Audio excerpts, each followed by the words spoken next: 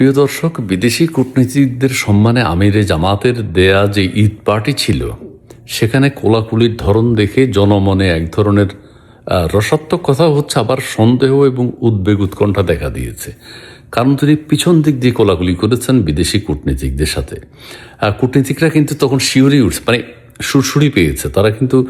তারা সমকামিতার বিষয়টা তো জানে কিভাবে হয়, ছেলে ছেলে কি করে। তো আমিরে জামাত কিন্তু বিশ্বে এই প্রথম পিছন দিক দিয়ে কোলাকুলি শুরু করলেন।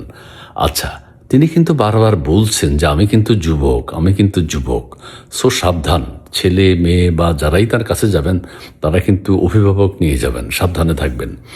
তাছাড়া ওই বিদেশি কূটনীতিকরা কিন্তু এক ধরনের সন্দেহ করছে আমিরে জামাতকে।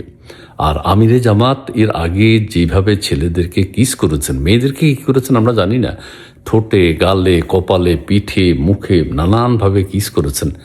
এই পিছন দিক দিয়ে জড়িয়ে ধরা, এটাও কিন্তু এক ধরনের, মানে আমি ডিটেইলে যেতে চাই না, এক ধরনের সন্দেহ করা যায়। সো সবাই কিন্তু সাবধানে থাকবেন। আমিরে জামাত যখনই মানে কোলাকুলির ধরনটাই তিনি পাল্টে দিয়েছেন। যাই হোক, আমিরে জামাতকে নিয়ে কিন্তু সবাই সতর্ক থাকবেন। ধন্যবাদ।